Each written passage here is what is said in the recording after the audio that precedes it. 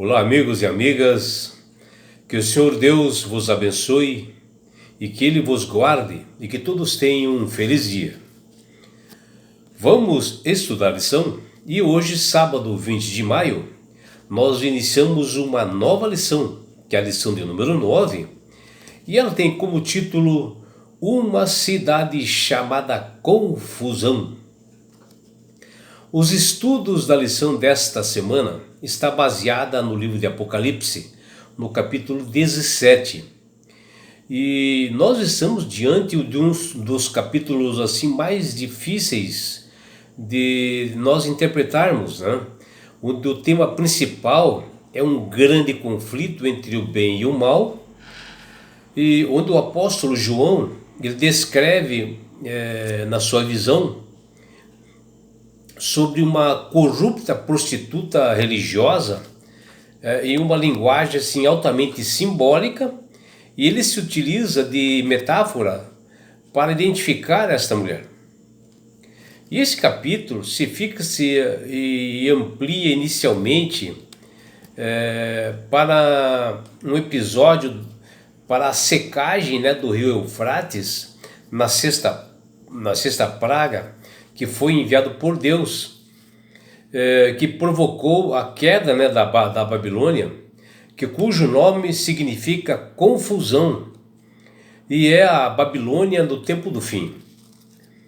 A pergunta que aparece nesse capítulo, no 17, no seu início, identifica a Babilônia como uma prostituta, né, sedutora, que vive sobre muitas águas.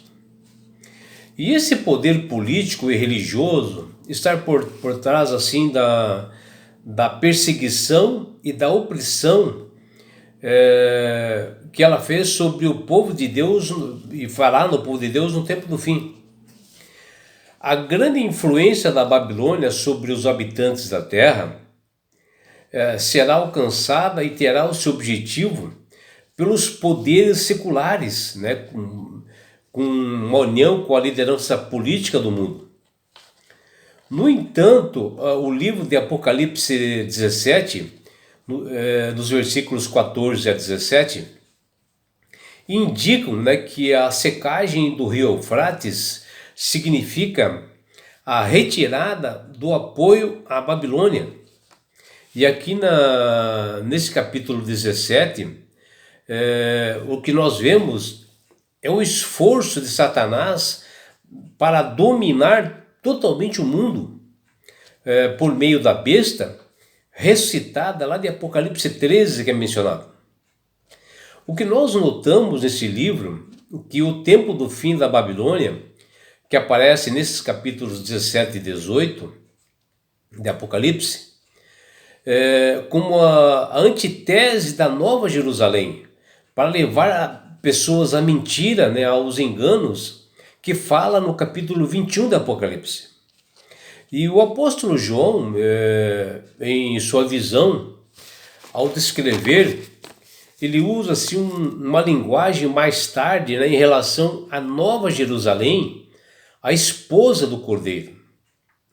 Por isso que o verso para memorizar da lição dessa semana nos diz: juntos guerrearão contra o Cordeiro, mas o Cordeiro os derrotará, pois é Senhor dos senhores e Rei dos reis. E com ele estarão os seus chamados, escolhidos e fiéis. Está em Apocalipse 17, versículo 14. A relação maldosa e ilícita, né, entre esses poderes seculares, ou seja, do mundo, os poderes do mundo, os poderes políticos, né, e mundiais, e a Babilônia prostituta, contrasta, né, com a relação de amor verdadeiro entre o Cordeiro e a Nova Jerusalém, a sua esposa. O apóstolo João deixa muito bem esclarecido que a religião falsa de Babilônia, independente do jeito da aparência, né, e os atrativos daquela cidade, priva todos os habitantes da segurança, do conforto e de estabilidade, tanto para a vida de hoje que nós temos, quanto para a vida futura. O que nós temos que colocar na nossa mente, a única esperança que nós temos e para a humanidade perdida, é estar em esperar nas promessas de Cristo e aguardar a cidade que tem esses fundamentos, cujo arquiteto e construtor é Deus, e que Ele nos dará a nova Jerusalém, que todo fiel a Jesus mora lá, será morador dessa cidade. E essa cidade representa a reconciliação do povo, da humanidade, com o seu Criador, ou seja, a realização da aliança eterna. E essa esperança no livro de Hebreus, mas tende assim, que ele diz lá, no livro de Hebreus, preste atenção que ele fala no livro de Hebreus, cujo apóstolo Paulo escreve isso. Mas tende chegada a Monte Sião, e a cidade do Deus vivo, a Jerusalém celestial, e a incontável hostes de anjos, e a universal assembleia, a igreja dos primogênitos arrolados nos céus, e a Deus, o juiz de todos, e ao Espírito justo, dos justos, aperfeiçoados, e a Jesus, o mediador da nova aliança, e o sangue da aspersão, que fala coisas superiores ao que fala o próprio Abel. Está lá em Hebreus capítulo 12, versículos 22 e 24.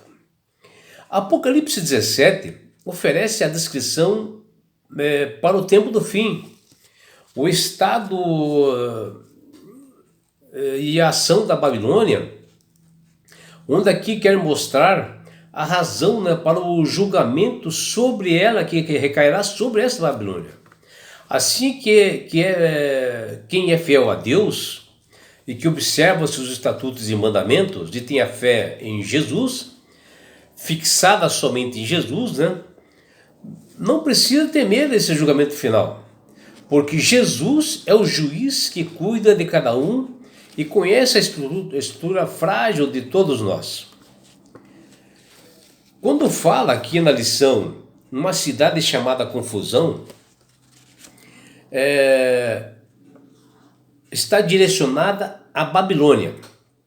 E a Babilônia, o nome em si quer dizer confusão. E aqui menciona porque a Babilônia no passado, na época do rei Nabucodonosor, ela oprimia muito o povo de Deus, tanto é que o povo de Deus ficou exilado lá, numa época assim, muito dura para o povo de Israel. Porque a Babilônia é um lugar assim, de promiscuidade, de adoração a deuses falsos, uma cidade assim, realmente de idolatria, e só de maldade, E por isso que hoje o mundo aí fora é chamado de Babilônia, ou seja, uma Babilônia espiritual.